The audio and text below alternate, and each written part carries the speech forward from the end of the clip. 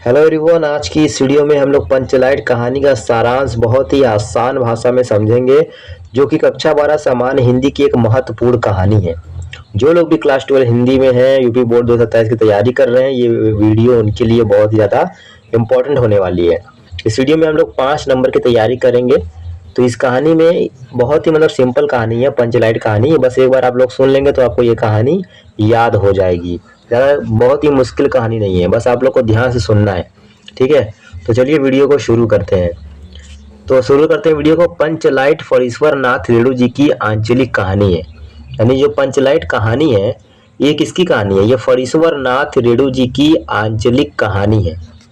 कहानी में बिहार के एक पिछड़े गांव के परिवेश का सुंदर चित्रण प्रस्तुत किया गया है। ये जो कहानी है पंचलाइट, इस कहानी में बिहार के एक पिछड़े गांव के परिवेश का सुंदर चित्रण प्रस्तुत किया गया है।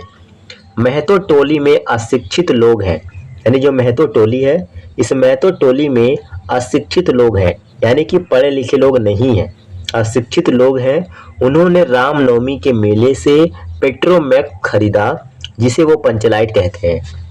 यानी जो महतो टोली है, महतो टोली में कुछ अशिक्षित लोग हैं, उन्होंने रामनवमी के मेले से पेट्रोमैक्स खरीदा है, जिसे वो पंचलाइट कहते हैं।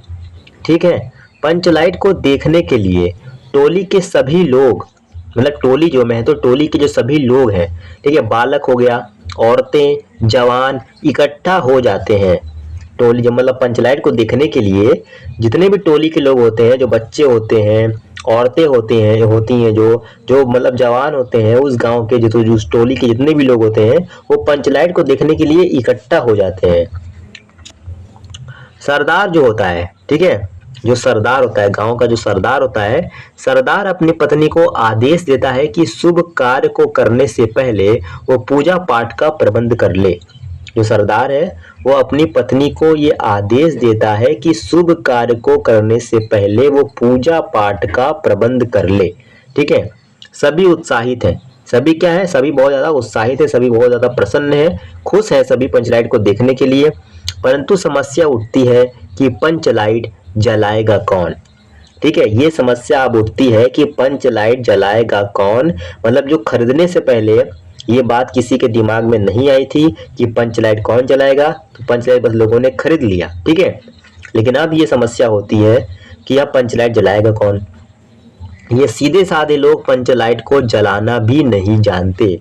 जो महतो टोली के अशिक्षित लोग हैं, ये सीधे साधे जो लोग हैं, पंचलाइट को जलाना भी नहीं जानते। इस टोली में गोधन नाम का एक युवक है। ठीक है, इस टोली जो है, महतो टोली में गोधन नाम का एक युवक है। वो गांव की मुनरी नामक एक युवती से प्रेम करता है। ये जो गोधन है, वो इस कहानी का नायक है।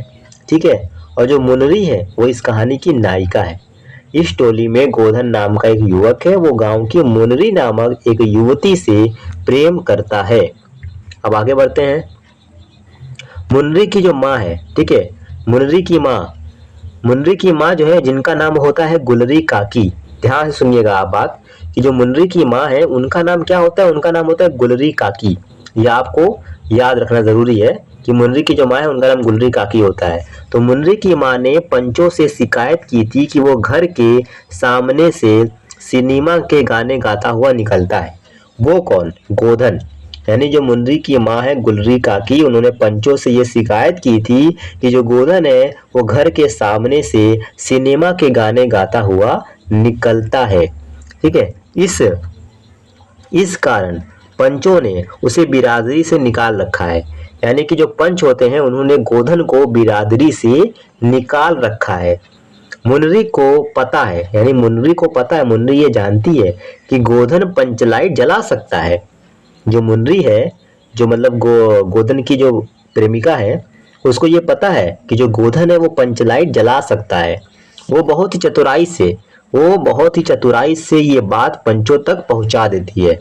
जो मुनरी होती है, वो ये बात बहुत ही चतुराई से पंचों तक पहुंचा देती है कि जो गोधन है, वो पंचलाइट को जला सकता है।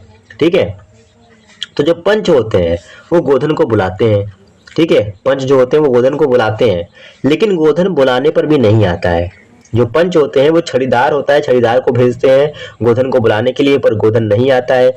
उसके बाद जो गुलरी काकी होती हैं वो स्वयं जाती हैं उनको गोधन को बुलाने के लिए, और उसको बहुत ही मना वना कर लेकर चली जाती हैं। तो गोधन फिर चला आता है। जब गुलरी काकी जाती हैं गोधन के पास तो गोधन क्या होता है, चला आता है। उसके बाद आगे देखिए, गोधन बड़ी चतुराई से गरी के तेल की सहायता से पंच लाइट जला देता है। जो गोधन होता है वो बड़ी चतुराई से गरी के तेल की सहायता से पंच लाइट जला देता है, और जब पंच लाइट जल जाती है तो सभी लोग बहुत ही ज्यादा प्रसन्न हो जाते हैं, खुश हो जाते हैं, सभी में प्रसन्नता की लहर दौड़ जाती है। ठीक है, जब गोधन जो होता है वो गरी के तेल की मदद से पंच लाइट जला देता है तो सभी जितने भी लोग होते हैं टोली के लोग सभी बहुत ज्यादा प्रसन्न हो जाते हैं। ठीक है, और पंच जो होते हैं वो गोधन को बिरादरी में ले लेते हैं। पंच जो होते हैं, जो पंच होते हैं वो गोधन को क्या करते हैं, वो बिरादरी में ले लेते हैं।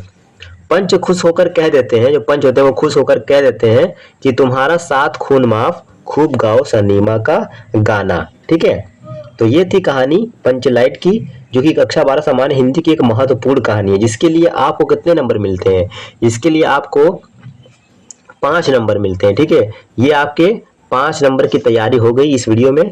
तो अगर आपको ये वीडियो अच्छी लगी होगी तो फिर वीडियो को लाइक करिएगा और चैनल को सब्सक्राइब करिएगा। फिर मिलते हैं नेक्स्ट वीडियो में।